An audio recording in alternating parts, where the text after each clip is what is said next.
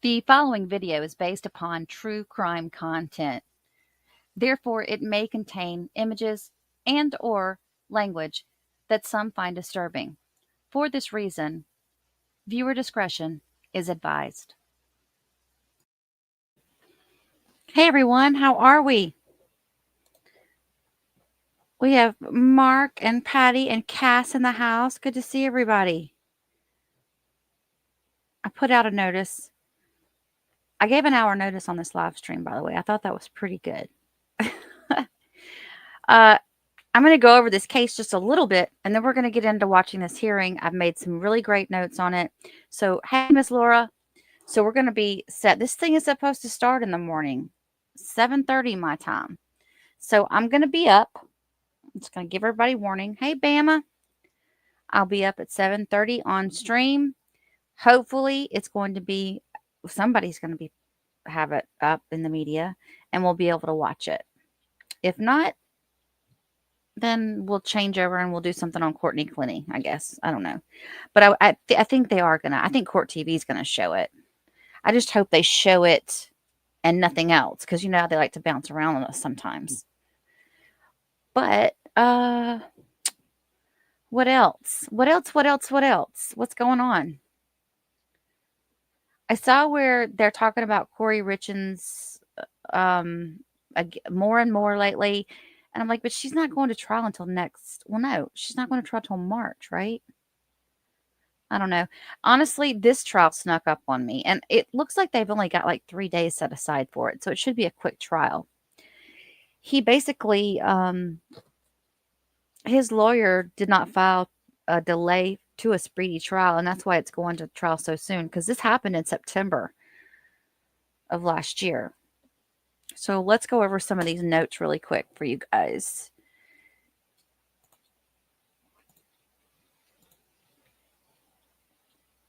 So the reason why this case has caught so much attention is because, well, it's his mother, first of all. Secondly, he unalived his father, was it 2 years prior, I believe? Let me go up to my notes.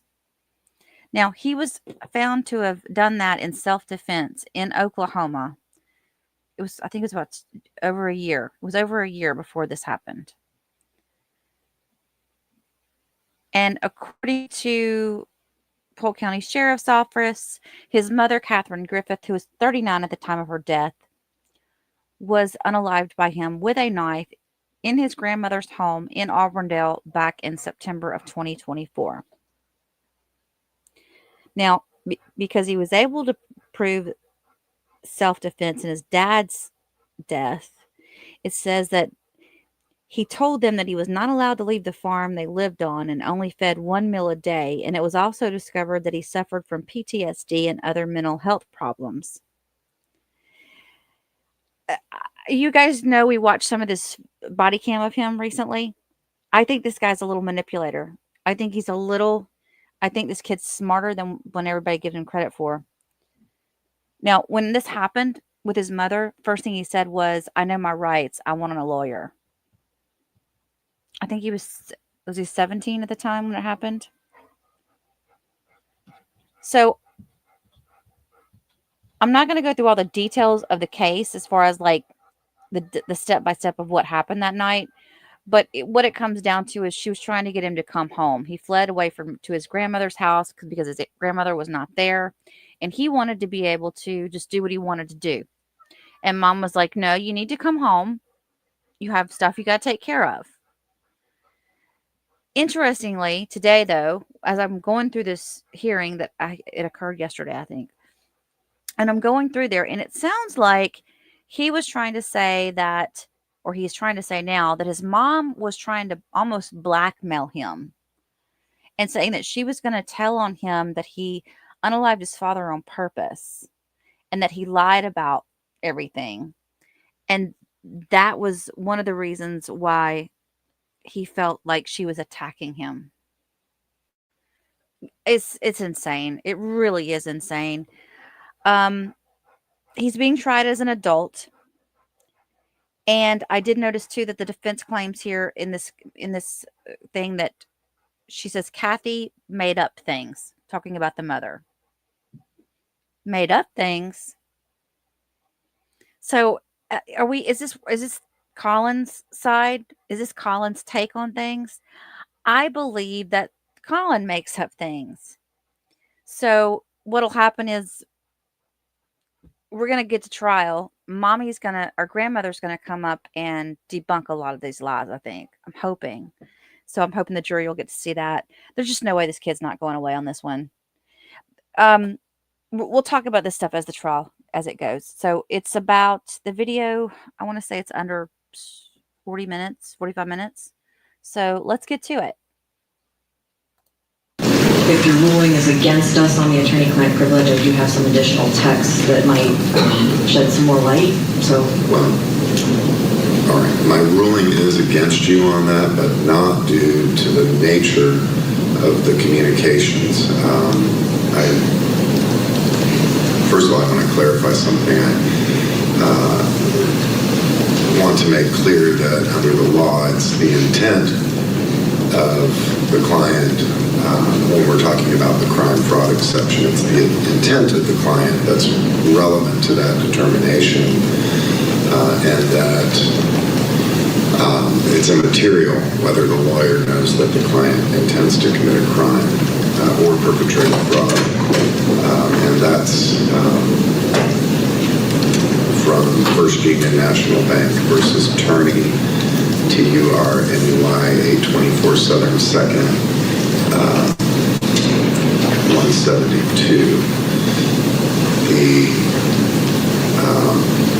Regardless of that, however, the court finds that the defendant knew or should have known, given, and this is conditional, assuming the state is able to prove that this cell phone was owned by either his mother or a person acting in loco parentis, that the defendant knew or should have known that its contents were accessible by that person. I recognize the argument that you've made that a juvenile has a right to privileged communications with their lawyer. I agree. However, and even you've asked, well, how is he supposed to communicate? And I think I responded, he could call his lawyer. You responded again, well, there could be an eavesdropper. All of those things are true. The court still finds that a juvenile is able to have confidential communications with their attorney under those circumstances. But especially when we're talking about someone who is in this particular relationship with the alleged victim in this case, who knows that she is always watching and observing and is, I don't want to say helicopter parent, but is on top of them, so to speak, that he knew or should have known that the contents of his phone would be accessible to her. So that is conditioned on the state being able to prove at trial, first, that he didn't own the phone outright himself in the account, and that it was either owned by a parent or someone in loco parentis. So I don't know that your additional texts would matter in terms of the basis of my ruling. Well, since it's conditioned on the state proving those things, I think if at the time that they're making the effort to prove those things, and I have text to counter that with, we may be sort of relitigating. What does the state anticipate being able to prove with respect to ownership? The state anticipates on proving what Your Honor stated here in court. That the parent owns the phone? Yes? No? I mean... Well, the state will want to make sure that it's in accordance with the court's ruling, Your Honor. There will be additional things that will be looked into to make sure that So everything's you squared don't away. have that proof at this point, is what you're saying? No, but Detective Peters testified to it at the hearing, Your Honor. I want to make sure that there's I know. any additional. Was there testimony at the hearing as to ownership of the account, phone, and all that? Although I don't have the transcript yet, I don't believe he knew that. I believe he said he believed that Kathy had bought him the phone. But as you pointed out, and as I will repeatedly point out, Kathy made things up. And Understand that. yeah, and some of Did you hear that? She said, as you understand, Kathy made things up. And the judge goes, I understand. Now, I don't know if the judge meant, I understand that's your thoughts, but we don't know that for sure, you know? And here's they're literally trying to say that, look, this was private property, his text messages.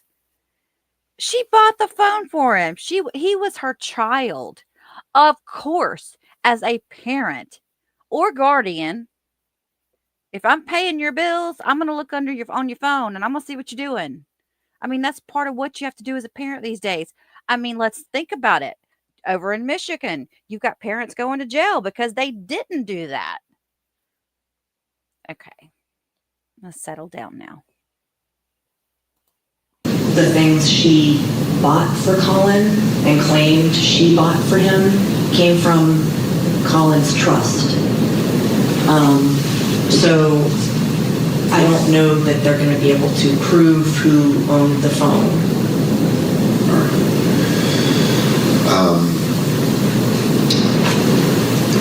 Did you want to go ahead and proffer that information Sure. today? Sure. So that everyone can be on notice?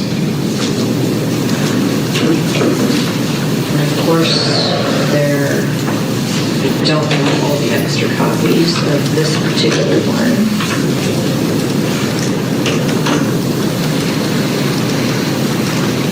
Okay, this is a text from Catherine to Susan on February 12th, 2024, where Catherine says to Susan, "Hey Mom, I just wanted to let you know that I've been told they're filing the shelter to petition. I'm waiting just to get that documentation. I guess the hearing is going to be tomorrow and we'll go from there, so let me know because I'm not sure what we're supposed to do. But if this is all being put on by Collin's attorney, who isn't answering your call, and he's also not answering my attorney's calls." So this was offered to show that Collin was in fact, Mr. Ratkin was in fact Collin's lawyer, not somebody else's lawyer. I don't know that that's entirely relevant to your ruling, but I think it's safe to at least have it in I was satisfied that you had established there was an attorney-client relationship between Mr. Griffith and Mr. Ratkin. Okay, what I find interesting is they're talking about his trust. So I guess that trust would be the money that he got from his dad's estate after he unalived his father. So it's like this kid feels like he's, maybe that's what it was. Maybe after that happened and he goes to live with mom, he hadn't been around mom in a while. So he tries to I guess, to act like he could just do what he wanted to do. And she was like, no, I'm not going to allow you to do that. And his thoughts were as a child, as a teenager, he's like, well, you don't care about me. You haven't been taking care of me. I mean, I'm not excusing what he's saying. I'm just trying to play it out as to what his thought process was. I've already said he's manipulative. This little kid, he was one of those that needed to be watched probably as a young child. Like, I've been around some kids like this, and I know in their future, I'm going to see them on court TV. Have you ever been around some kids like that, y'all, where you're like, they'll be on Dateline one day? Have you ever thought that? I have. Okay. That was not part of my concern. All right, let me go through these others and see if they address something beyond.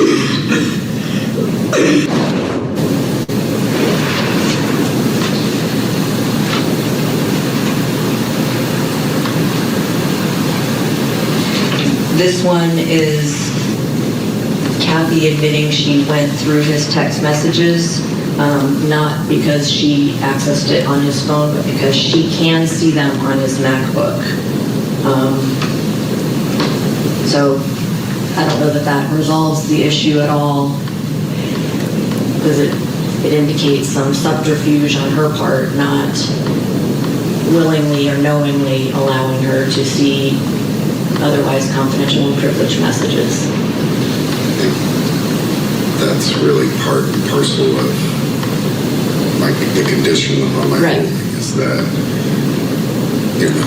at its core, a child whose parent or guardian or someone acting in loco parentis, grandparent, whatever, who has some supervisory authority over that child, who has a phone bought and essentially controlled by an adult, that children know these days.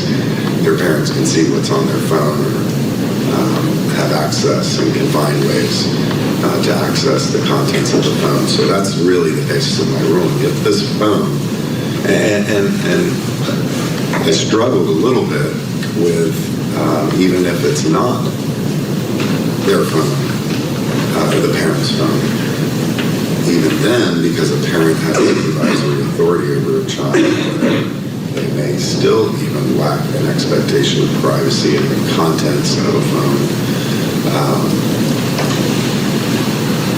That seemed to bridge too far, given the juvenile's right to attorney-client privilege. And so that was the basis of my ruling. So that seems to suggest that it could either confirm what the basis of my ruling is that he should have known that she had access. Although this is a communication between her and her own mother, it's not to Collin. I've gone through the messages. I understand, but in any event, you understand the basis of my ruling? Yes. All right. And the state understands the basis of my ruling? I do, Judge. As to the actual proof of the crime fraud exception, recognizing that it's, I think, although it's a little bit unclear, that under Florida law, the state or the proponent of the alleged privileged communication and the one claiming crime fraud would have to establish a prima facie showing that the intent was to get information for the purposes of committing crime or fraud. I think the burden then shifts to the opponent of disclosure to present evidence to refute that, and then it becomes sort of a preponderance of the evidence weighing thing. But it's on the limited information before the court, regardless of the eerie nature of the communication. The court determines by preponderance that the communications were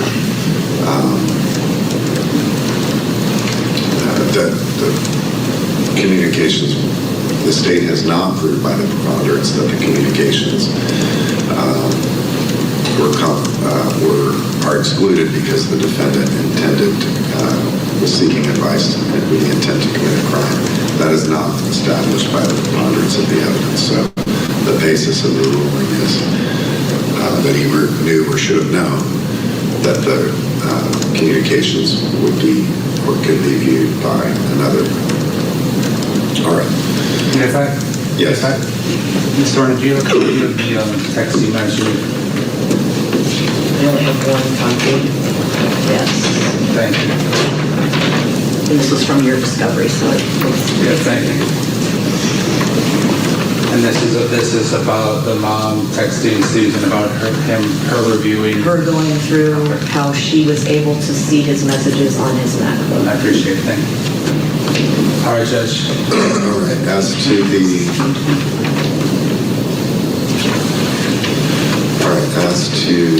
evidence regarding the Oklahoma killing.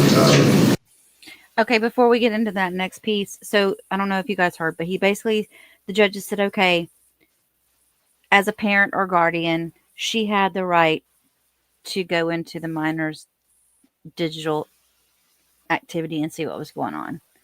So they're basically saying that Collins and the mother's texts will be brought in, will be admissible in court. Now, the next piece they're going to discuss is the father's death and how much of that information that occurred during that incident they're going to allow. And this is interesting, so listen in. Mr. Griffith, Charles Griffith. I want to reiterate again, I think that the case law in Florida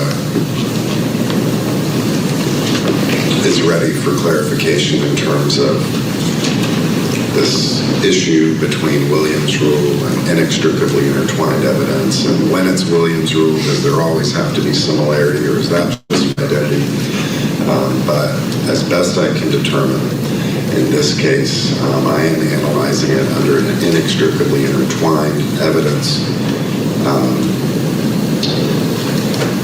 standard because it appears that one of the motives, the evidence suggests that one of the motives for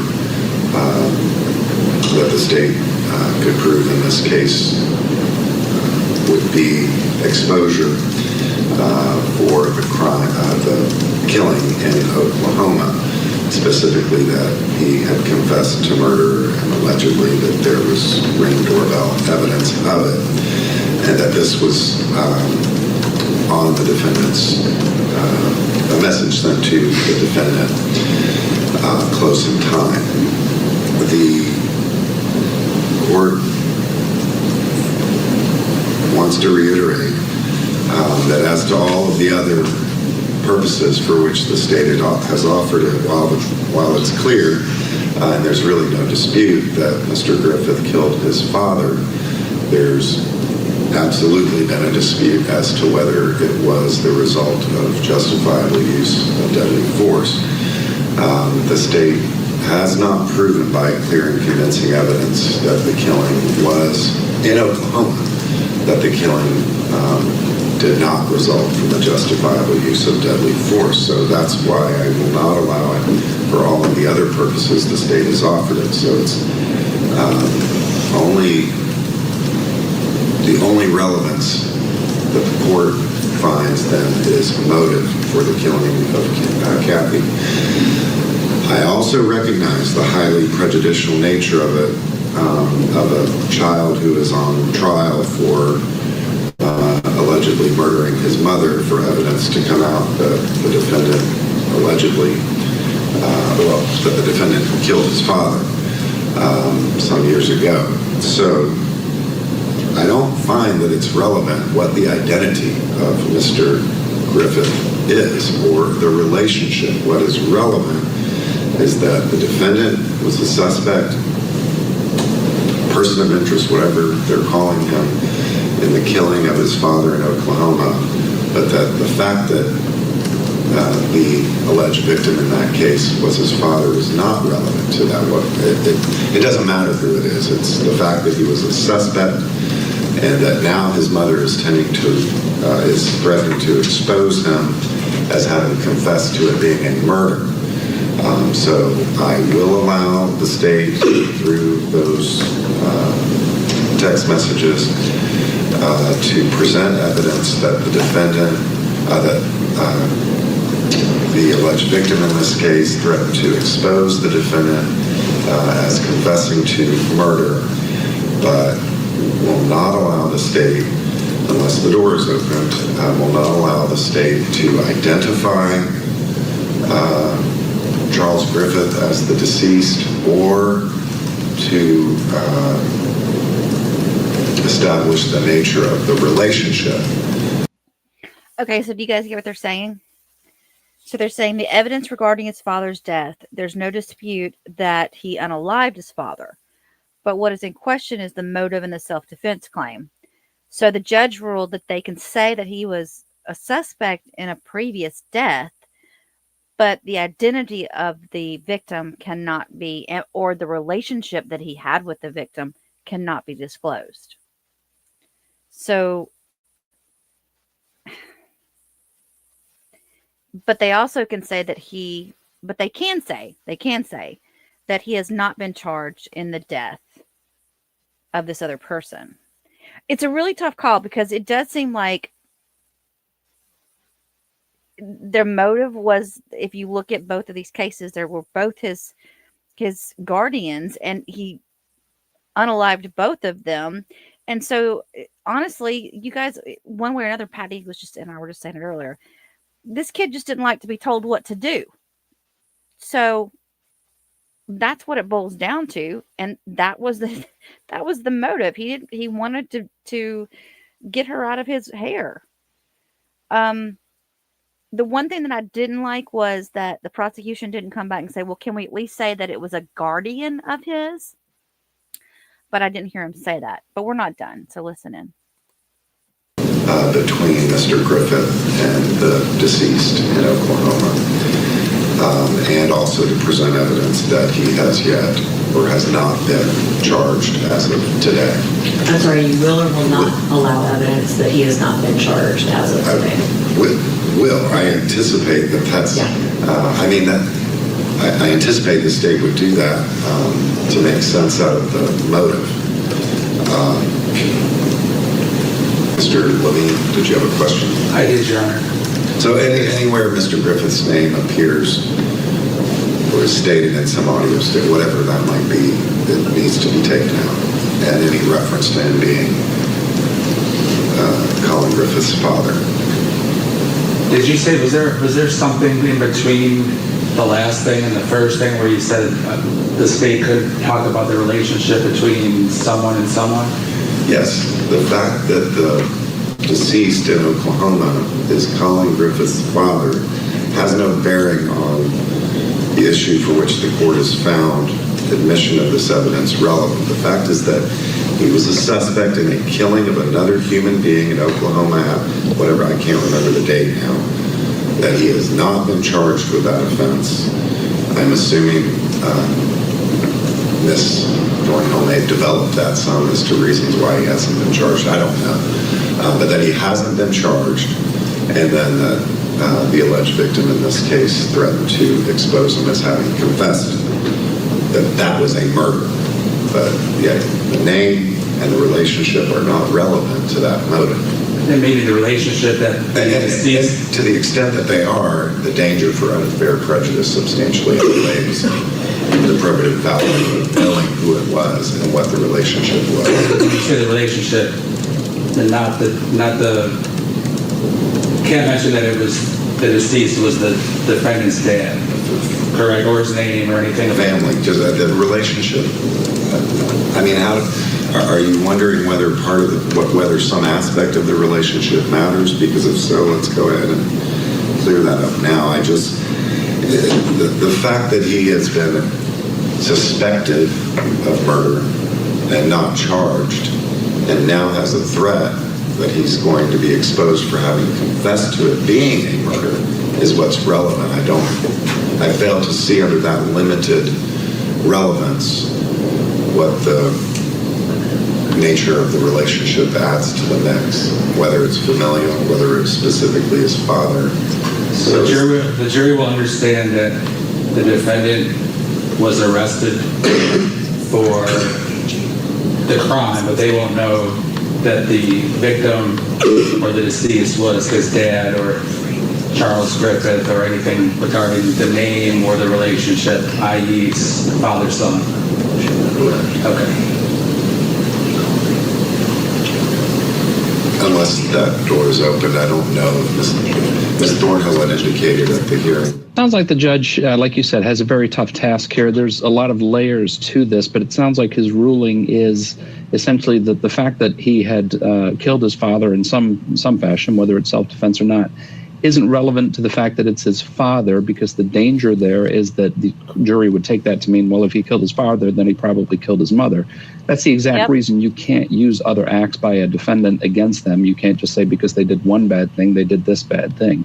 What he is indicating, though, is that if the motive can be established, that the reason he killed his mother is because she was going to expose him for that murder, then it definitely becomes relevant. And then the danger for unfair prejudice is outweighed clearly by the probative value. But case here, I don't know, given my subsequent ruling, whether she intends to do that or to do that as much, but Is it? I'm sorry. I'm not going to ask her what she intends to do, but if that comes out of the bag, obviously it comes out of the bag. Now, you mentioned through text. Does that mean that any of the facts of the case or the evidence that I put on at the hearing is admissible, such as body cam footage and/or crime scene photos and/or anything like that? Mr. Lamine, what is relevant is that he was a suspect, that he hasn't been charged. And I'm talking about in your case in chief. I don't know what Ms. Thornhill is going to do with that. Those things might become relevant. But at the outset of your case in chief, it's the fact that he was, and I don't even remember if they said he was charged. He wasn't. He was arrested. Right. So the fact that he was arrested in an incident involving the killing of another human being, that he hasn't been charged, is what's relevant from that case. The details of it, unless Ms. Thornhill brings them out in an effort to mitigate the prejudicial nature of that evidence, it just isn't relevant. So the actual exhibit or evidence that would represent that would be largely or wholly the text message that Your Honor is allowing, correct? I'm assuming that a witness to come to court and say there was an investigation and that he was ultimately charged or arrested after the killing took place.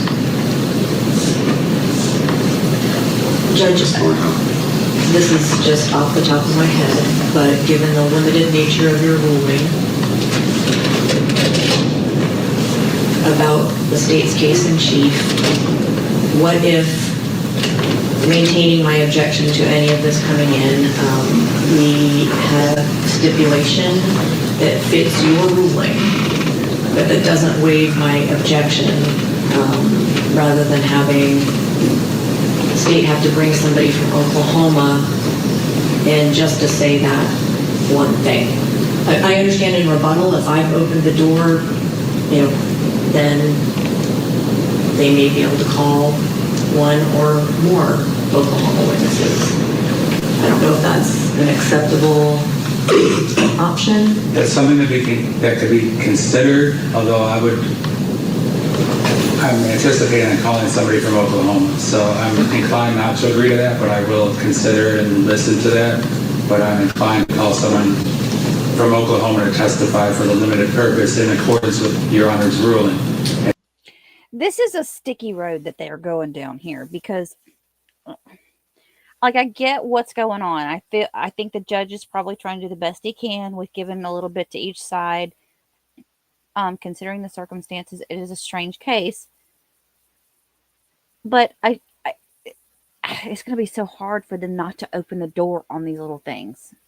So you can talk about the unaliving of his father. You can talk about how his father became unalived, which, by the way, was 2 shots, one to his head and one to his chest. But you can't talk about who his father was. You can't say, you could say he unalived someone, you could say the way he unalived someone, but you can't say who that person was. I still think it's damning either way that, this kid at this age has been involved in something like this and that's just it too. I wonder, I don't think they're going to do that in this case, but like the jury will come back and ask questions and whatnot, and they'll have to answer some of these questions. And what if the question comes back as where did this occur? Well, it occurred in Oklahoma, but where in Oklahoma? At his house. Like, you know what I mean? Like, it's just kind of, how do you stray from that? I have a hard time with that. So the prosecution is saying, okay, we do plan to call somebody from Oklahoma. I'm thinking he's talking about like maybe one of the detectives in the case. Because I have a feeling that if it's a detective, he's going to get up there and say, we felt like he should have been arrested for this, but there really just wasn't enough evidence to do it or whatever, you know how they do. So anyway, that's kind of what I'm thinking. Maybe he could bring somebody in from Oklahoma about how Collin was treated in Oklahoma because, according to his story, that he was mistreated and abused. And so that's why he did what he did in Oklahoma. What else was I going to tell you guys about? Well, I guess that's all for now. Let's go back. Let's keep listening. Just so it's crystal clear, the text message is admissible, correct, Your Honor? Yes, and I should clarify. I mean, I think you can present evidence that the defendant did not dispute that he killed that person. So I would think you would need a witness for that, or if you agree to a stipulation that would need to be included in there. Is anything about how the killing happened, such as shot the person, so that there could be some context? Otherwise, it might be the jury will be operating in a vacuum, and it'll be very uncertain. The manner, was this just a complete accident? Was it self-defense? I know we're not going to get into the details, but the state would request that the fact that he shot and killed the individual, that should be admissible. Well, I don't think any of it should be admissible. Well, I understand. Yeah, so I think once we start down that path, then it opens the door, just like I can open the door possibly. I think that opens the door to a whole lot more detail that Your Honor was trying to avoid having the jury hear. Yeah, in some sense, though, it mitigates because it is a dissimilarity from the present case. And I haven't thought this through, obviously. I'm being presented with the ruling, and I mean, it's the fact of the killing that is prejudicial.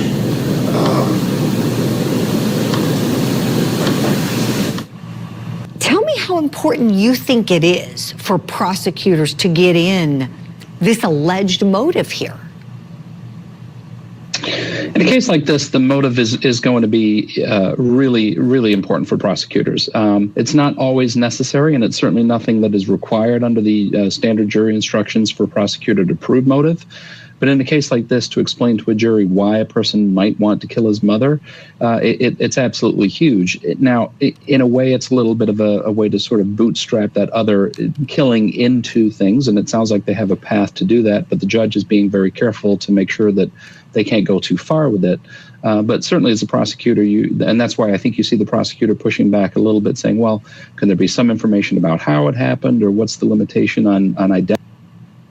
And I think the judge is being very careful to make sure that once it comes out that it's you've blown all of the probative value by the prejudicial value, clearly if that information comes out. So that's why you're seeing the prosecution push back. I think they still have a path that's viable to them, though, with getting the evidence in, as long as they can establish that it's motive. And then it's not even in the realm of bad acts. It's the actual motive for the crime itself. Mm.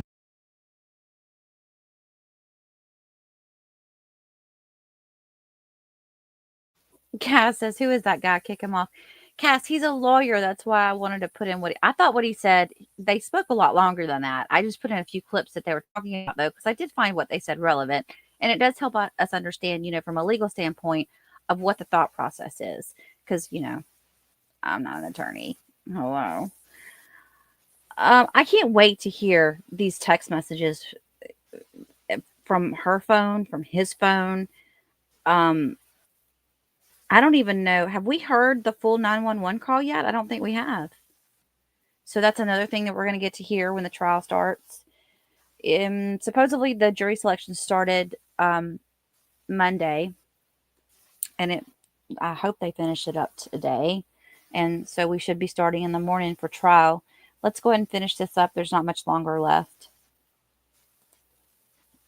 Do you think that they're dealing with a dangerous child here? It's hard not to draw that inference given all the circumstances here, and certainly his actions in apparently killing his mother or allegedly killing his mother raise some question about the validity of his claim that he killed his father in self-defense, and the in-between action there, that domestic situation that we can see the body cam footage of there, only goes to heighten that. The fact that he's calm necessarily in this, I don't think necessarily speaks to what's going on with him. It's just the overall pattern of behavior here. You've got 2 murders bookending another incident where he acts out in domestic violence and apparently stomps on his mother, causing those officers to be concerned about his safety. So it really does speak to what really is going on with this young man, that it's not just a happenstance of it was self-defense the first time and there's some extenuating circumstances the second time, certainly. Matt, tell us, can we assume that Collin Griffith has had a mental health evaluation as soon as he hit the jail on this case? I would think so. Obviously, it would depend on the attorney and part of that first communication or the initial communications as to whether or not the person understands the nature of the proceedings. Then you're talking about competency, and I'm sure consideration to a possible insanity defense, but those are really not as common as people might think they are, because there has to be an actual diagnosis of a mental illness to begin with, and then as a result of that mental illness, either the person doesn't understand the proceedings, then again you're talking about competency, or the person just simply cannot conform their behavior to the law, you're talking about insanity. All things I'm sure that the defense has considered in this case, and the fact that we're on the eve of trial and they haven't gone down that road indicates they probably can't even think they can get over that first hurdle of that there is actual mental illness here with him. So that's my theory on that. So obviously there is mental illness in some way, shape, or form. Now, whether or not he's saying, okay, it's not the kind of mental illness where this kid doesn't understand, it's the kind of mental illness where this kid has a personality disorder, apparently, and he can't control his anger. But what do you guys think about the defense not using the self-defense claim? Now, he used that in his first dad's unaliving and he got away with it. Wonder why he didn't do that in his mom's. Did he feel like, well, they'll say that she was smaller than me, so there was no self-defense there? Patty says, I don't think it's mental illness. I just think he's a brat.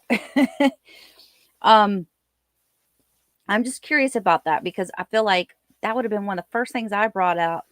What he's a sociopath. Yeah. I don't know. I kind of wondered if they'd used some kind of mental health issue, would it not have done them better? Or did they not have time to do that? I just don't understand why that's not even, maybe it will be in the trial and they haven't talked about it here, but the the defense that they're going forward with is, it sounds like mom was blackmailing him on this other unaliving charge. And because he wasn't charged with it, but she was blackmailing him to say, I can make you go away because of it, because I could say this or that. Okay.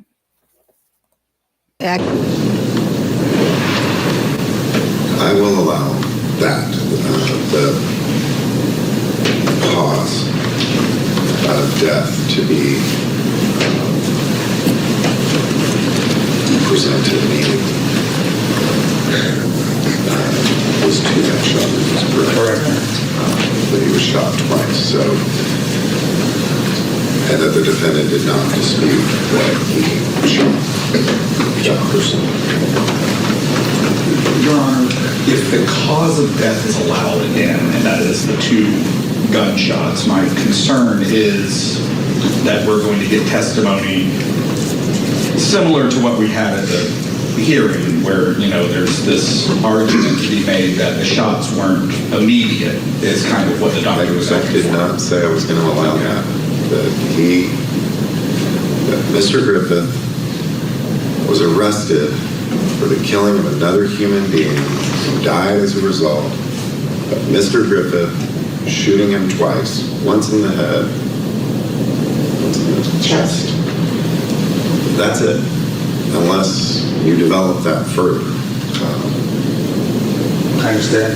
And I have a question as well. the fact that he was never charged, the sheriff's deputies that testified at the hearing were sort of vague about that. They're like, oh, I don't really know, OSBI took it over. What I don't want to happen is the impression that, you know, as Mr. Levine said, he could be charged at any moment. I think that this jury needs to know that as of today, he has not been charged with that as a crime.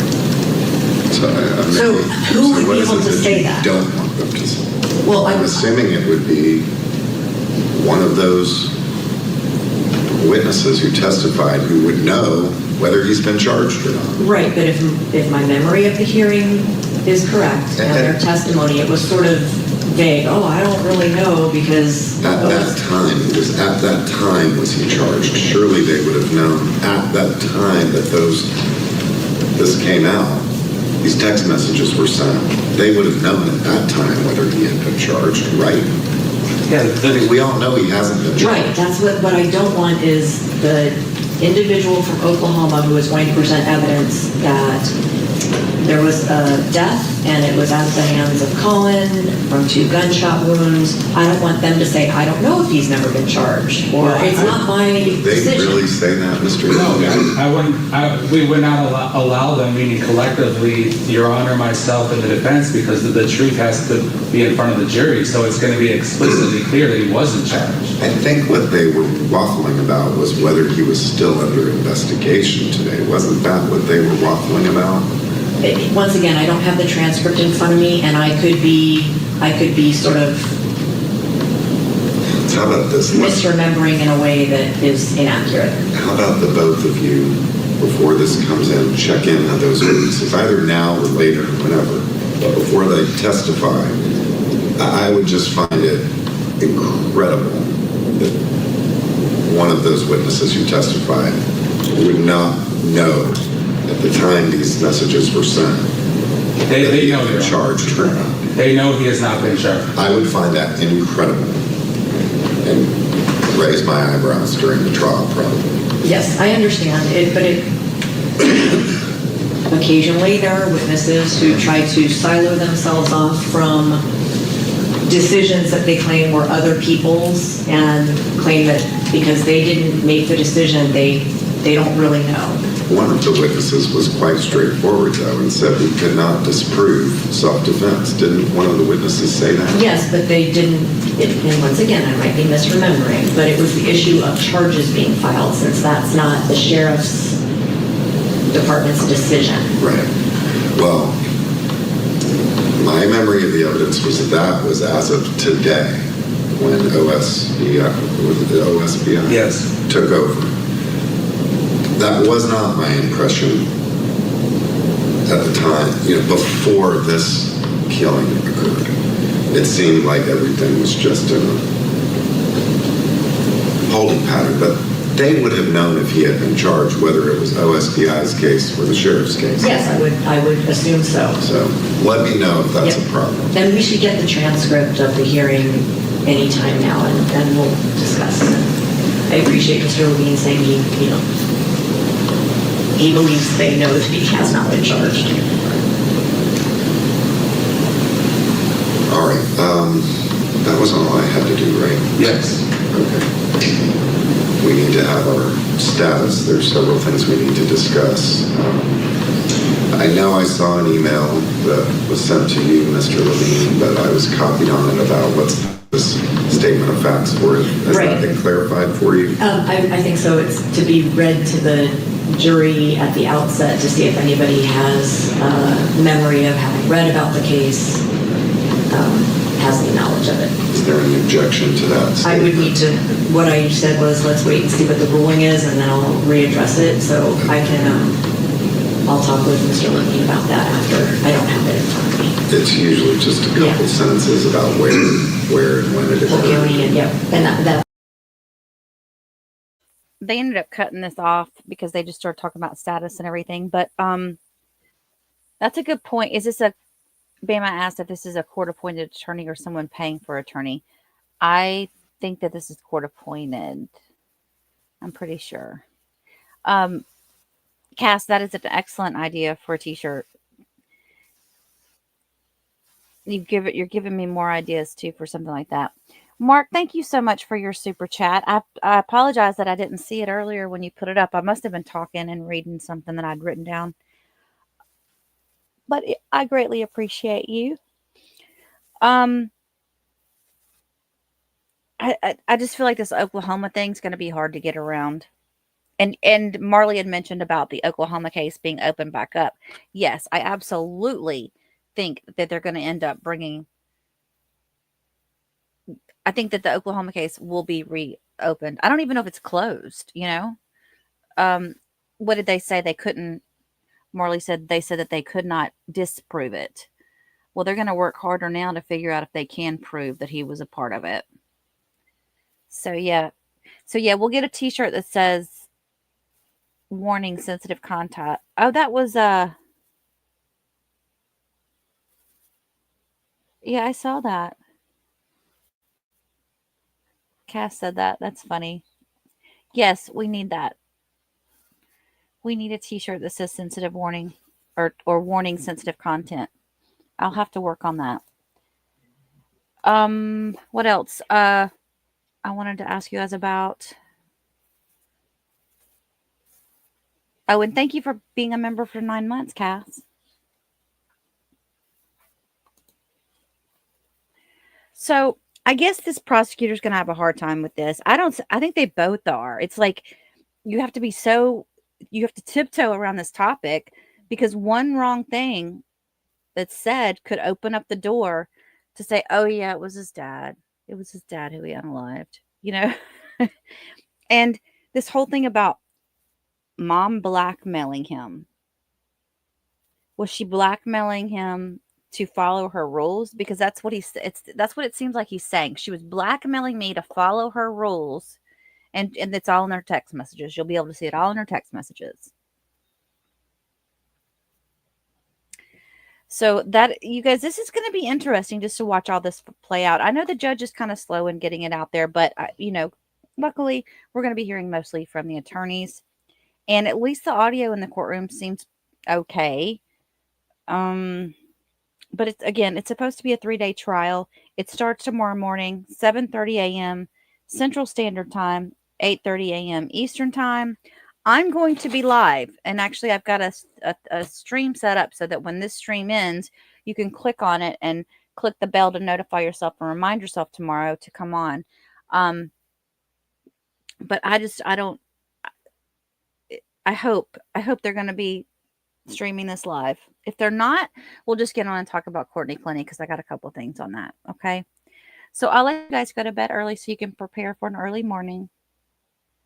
I want to thank you all for being here with me tonight. And thanks for the newbies that I'm seeing on here. There's a couple people that look like newbies to me. I don't know if I've seen you guys before, or if you were in another stream where there was more of a chat going on and I missed your chats. So thank you all so much.